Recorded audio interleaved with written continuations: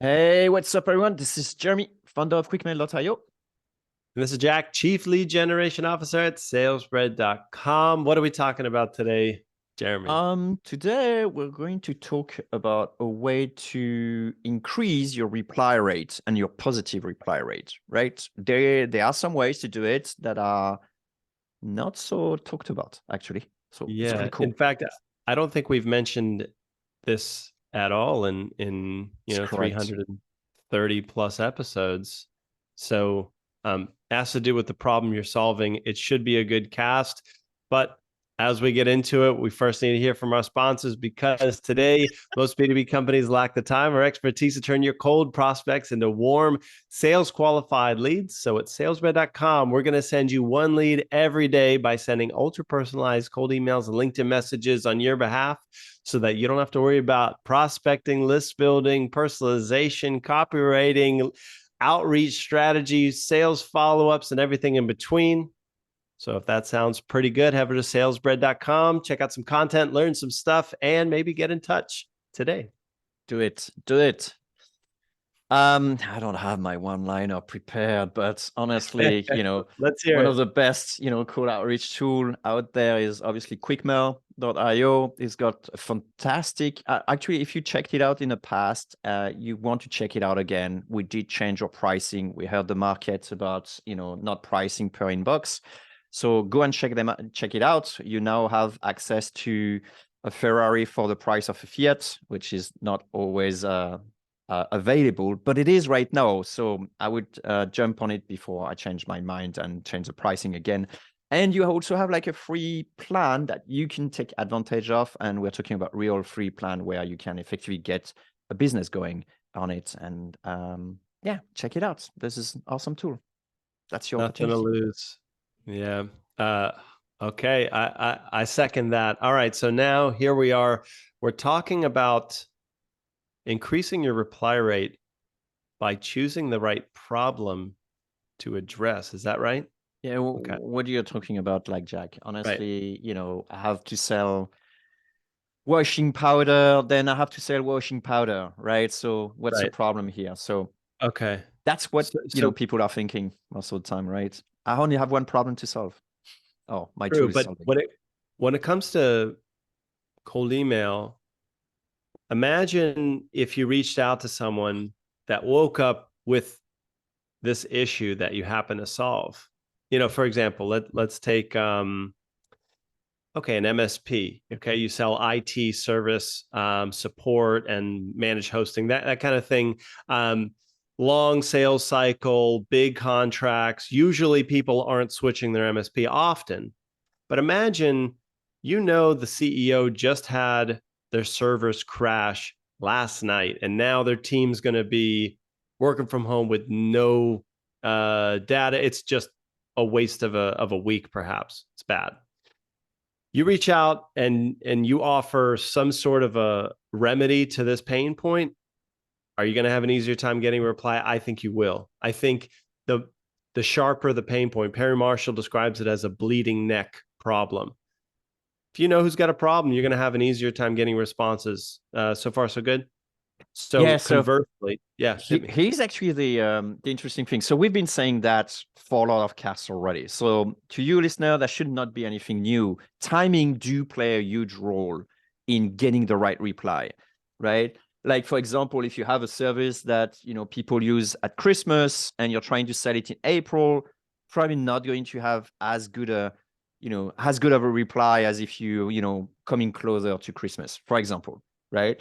Now, the flip side of that is, or if you think about it, is the higher the frequency of your prospect thinking of a problem, the more chances you're going to have to hit the right timing for this problem. So let's say, imagine your prospect is thinking, what keeps them up at night is this problem, and your tool happened to solve this problem, you're going to have a good chance of getting a That's reply. right.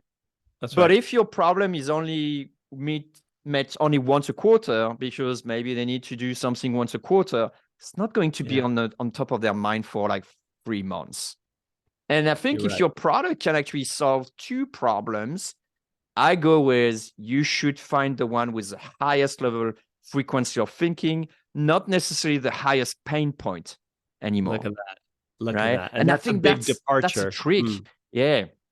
I think mm. that's what will actually help. Okay. So I think there's a lot to cover here in order to make this actionable. Okay. So part one is you need to list the problems your thing solves, Yeah. right?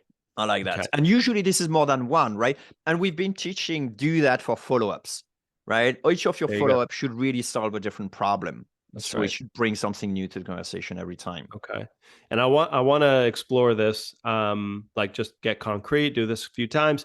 I think part two, tell me if I'm wrong, would be once you have a list of problems, think about ordering them in terms of most likely to be experienced often to least. Yes. Frequency Forget of bleeding neck. experience. Yeah. Exactly. Okay. And I think that's a slight difference, yeah, from what we've been like, talking Right. so far. And then putting it all together, structure your campaign so message one hits that often cited problem, message two, the second most frequent. Okay, that's basically the homework. That's it. Yeah, that could be your foot in the door as well. Like, hey, at Yeah. least opening the conversation. And then you can just bring it up to like, hey, but this problem usually is like, is also experienced with this problem and stuff like that. And Yeah. so if you can solve this small problem for them quickly, they may be very, Yeah. open to solve the other problems. I think that's the hardest part. It's like, can you get creative on what other problems you might not have thought you solved? Is that okay? Maybe it's time for a little example. I can Okay, give you so one from Quickmail. Simple let's as do it. that. Let's It's like do it. it's easier to Okay. talk about like deliverability because people at the moment are always having problem deliverability. They think of it day and night. Even Wow. for Quickmail has way more to offer, especially when you're growing as a team, Wow. like managing things in bulk. Like good luck doing that with other product. But here in Quickmail, you can select lots of things in bulk. You save so much time. Your team could be so much more effective, but they're not thinking like day in, day out, like how can they be like more productive? They're thinking about like Perfect. Perfect. deliverability, right? So yeah, you could talk like the first email would be about like, hey, deliverability. The second email will be Yeah. like, hey, making your team more productive, those sort of things.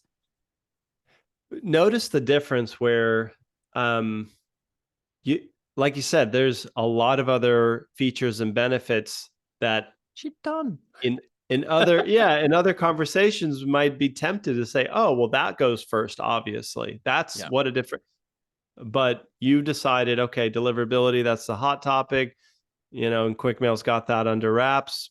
That's going to be led with. Okay. So then how did you know that, Jeremy? Like, and maybe this is a too detailed of a question, but maybe you can tell us, like, did you in your mind say, okay, like list all the features and then like go into your Rolodex of past sales calls and see what did people mention most recent? Like how did you deliverability? I don't know. Like, well, I know it's like, all the sales calls and stuff like that. They're experiencing this is a problem. Like, you just ask them, like, hey, what keeps you up at night? Okay. And they say, like, man, at the moment, it's deliverability. Why? Because, it's a black box. People don't see, ahead of time and stuff like that. And so, we're working day in, day out in Quickmail to figure out, like, how can actually gain deliverability, like, make it better and stuff like that. And that's, that's the thing people are concerned Yeah. about, right? But last You year, had that wasn't the case. So, things move. oh, Actually, and since last year they had the solution, which we invented inbox rotation, and so that was the there you go. solution last year. This year is not There you enough, go. so we There have to you come go. up with other So stuff. let me ask you this. What advice do you have for a listener who's saying, like, all right, Jeremy, I'm not quite sure what my most frequent pain point is. How do I know that? Personally, I will just ask your customers, Okay. right? For the few ones that goes on the call with you, you say, hey, by the way, like, what keeps you up at night, right now in your in your industry?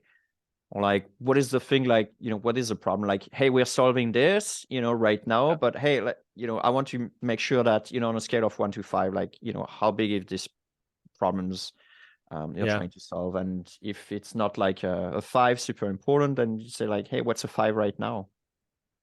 I don't know. No, And we'll that's tell you. great. Okay. So I feel like we may have mapped out the process. I think at this point we know why it's a good idea to lead with your most frequent pain point. And by the way, like for me, my takeaway is when building a campaign, always ask of the pain points listed, which one is going to be most likely to be happening now? And then second, and structure messages based on that. Where in the past, I'll be honest, I use like the sharpest pain point, even though, and imagine if in this example with Quickmail, if who knows, we led with a different feature. Yes, some people care, but you'd strike out most times because it's not on top of mind. So Correct. I'm curious, Jeremy, you want to wrap with one more example, like top to bottom? We could do that because we forgot to put the timer of 10 minutes. So I know, but it's risky not to ramble too much. you're right. All right, so we're 2 more minutes then. So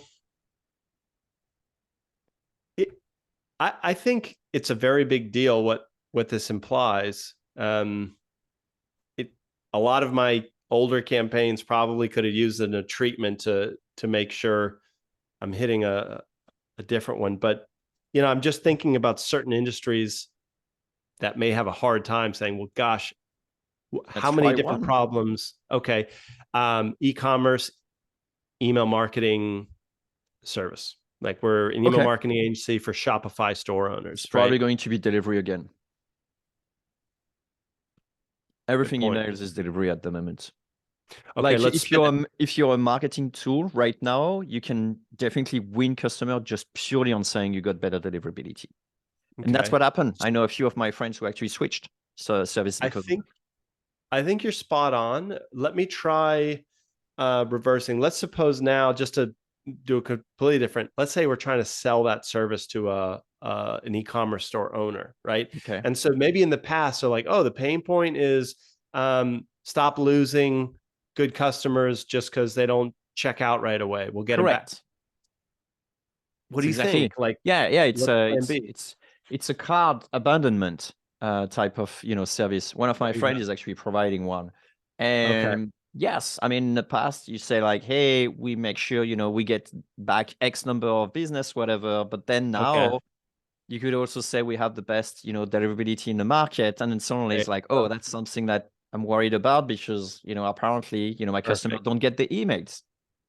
So notice you went from, okay, we're going to help you maybe see more ROI, or we're just going to help you make more sales, to now it's, look, right now it's deliverability is a challenge. We can make sure that that's taken care of perfectly, Right. right? Okay. I All think right. there is That's a pretty. hierarchy of problem frequency.